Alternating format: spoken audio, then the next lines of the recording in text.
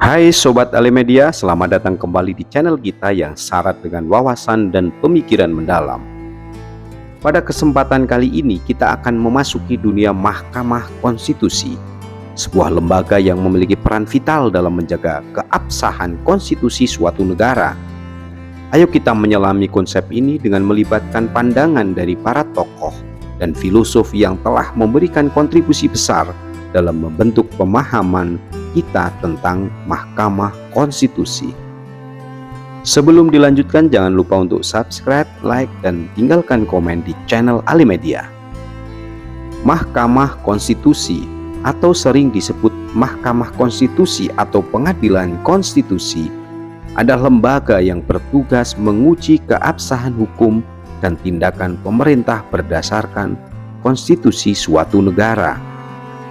Fungsi utama Mahkamah Konstitusi adalah untuk memastikan bahwa segala tindakan pemerintah sesuai dengan prinsip-prinsip konstitusional yang mendasari negara tersebut.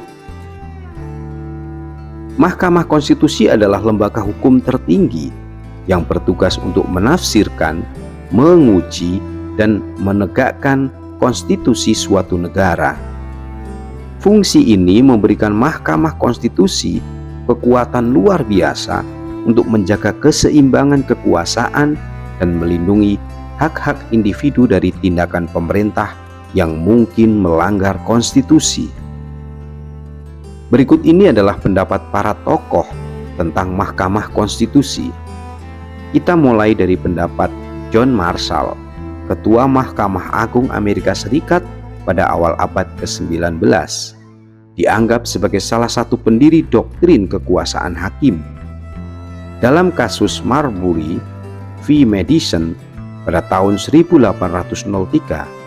Marshall menyatakan bahwa Mahkamah Agung memiliki hak untuk menguji undang-undang dan menetapkan doktrin judicial review. Pandangan ini membawa dampak besar terhadap perkembangan Mahkamah Konstitusi di berbagai negara dan menjadi dasar bagi lembaga ini untuk menjalankan peran pengawas terhadap kebijakan dan tindakan pemerintah. Pendapat yang kedua dari Hans Kelsen. Hans Kelsen, seorang filosof hukum Austria, memberikan kontribusi besar dalam pemikiran tentang struktur dan fungsi Mahkamah Konstitusi. Kelsen mengembangkan konsep hukum dasar atau Grundnorm yang merupakan norma dasar yang mengikat semua norma hukum di bawahnya. Dalam pandangan Kelsen, Mahkamah Konstitusi memiliki peran penting dalam menegakkan Grundnorm dan memastikan kepatuhan terhadap konstitusi. Pendapat yang ketiga yaitu Thurgood Marshall. Thurgood Marshall, seorang pengacara dan hakim Amerika Serikat, merupakan tokoh kunci dalam gerakan hak sipil. Ia adalah pengacara yang menggugat kasus Brown versus Board of Education pada tahun 1954, di mana Mahkamah Agung memutuskan bahwa segregasi rasial di sekolah-sekolah adalah inkonstitusional. Pandangan Marshall menunjukkan bagaimana Mahkamah Konstitusi dapat menjadi alat untuk memperjuangkan keadilan sosial dan hak-hak individu. Kita bergeser pada fungsi Mahkamah Konstitusi.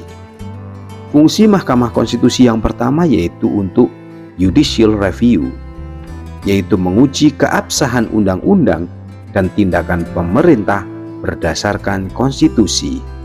Hal ini memungkinkan Mahkamah Konstitusi untuk membatalkan tindakan yang dianggap melanggar konstitusi.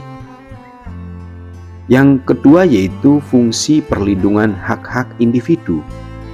Mahkamah Konstitusi memiliki peran dalam melindungi hak-hak individu dari potensi penyalahgunaan kekuasaan oleh pemerintah.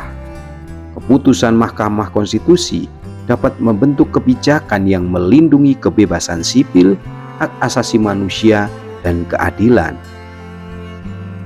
Fungsi yang ketiga yaitu penetapan batas kewenangan pemerintah. Mahkamah Konstitusi juga bertugas menetapkan batas kewenangan pemerintah. Ini melibatkan memastikan bahwa cabang eksekutif dan legislatif tidak melampaui batas yang ditetapkan oleh konstitusi. Kita akan belajar dari Mahkamah Konstitusi dari berbagai negara. Yang pertama yaitu Mahkamah Agung Amerika Serikat.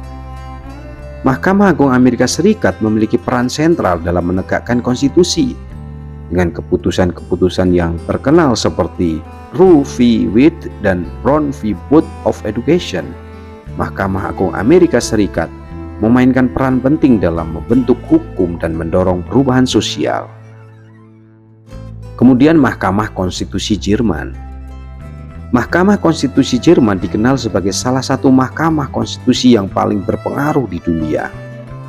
Dalam sistem federal Jerman, mahkamah ini memiliki wewenang untuk memastikan kepatuhan terhadap konstitusi dasar Jerman atau Grundgesetz. Keputusan-keputusan mahkamah ini mempengaruhi kebijakan di tingkat nasional dan regional. Apa tantangan bagi Mahkamah Konstitusi? Berikut adalah beberapa tantangan bagi Mahkamah Konstitusi. Yang pertama yaitu politisasi. Mahkamah Konstitusi seringkali menghadapi tekanan politis. Beberapa keputusan dapat menjadi kontroversial dan dianggap bersifat politis, mempertanyakan independensi lembaga ini. Yang kedua yaitu tantangan legitimasi. Legitimasi Mahkamah Konstitusi tergantung pada bagaimana masyarakat memandang keputusan-keputusannya. Tantangan ini memerlukan Mahkamah Konstitusi untuk menjaga kredibilitasnya di mata publik. Tantangan yang ketiga yaitu hakim aktivis versus restriktif. Pertentangan antara pendekatan hakim yang lebih aktivis yang cenderung terlibat secara aktif dalam pembentukan kebijakan dan pendekatan yang lebih restriktif yang membatasi peran hakim dalam pengambilan keputusan merupakan tantangan konstan. Kita belajar dari studi kasus Roe v. Wade tahun 1973. Keputusan Mahkamah Agung Amerika Serikat dalam kasus ini membuka jalan bagi hak perempuan untuk memiliki akses legal terhadap aborsi. Ini menunjukkan bagaimana Mahkamah Konstitusi dapat membentuk kebijakan dan hak-hak individu melalui keputusan-keputusannya. Dalam perjalanan kita melalui konsep Mahkamah Konstitusi, kita telah melihat bagaimana lembaga ini memiliki peran krusial dalam menjaga keabsahan konstitusi suatu negara dan melindungi hak-hak individu. Dari pandangan John Marshall yang memperkenalkan doktrin judicial review hingga perjuangan Thurgood Marshall untuk keadilan sosial, Mahkamah Konstitusi menjadi pilar penegakan hukum dan keadilan. Tantangan seperti politisasi, legitimasi, dan perdebatan antara hakim aktivis dan restriktif tetap menjadi ujian konstan bagi Mahkamah Konstitusi di seluruh dunia. Namun dengan menjaga independensinya dan mempertahankan kredibilitas, Mahkamah Konstitusi dapat terus berperan sebagai penjaga konstitusi dan pembela hak-hak individu. Jangan lupa untuk like dan subscribe channel Alimedia agar kita terus terhubung dengan wawasan dan pengetahuan menarik sepanjang sejarah. Terima kasih telah menemani saya dalam eksplorasi ini. Sobat Alimedia, sampai jumpa di video berikutnya. See you next time.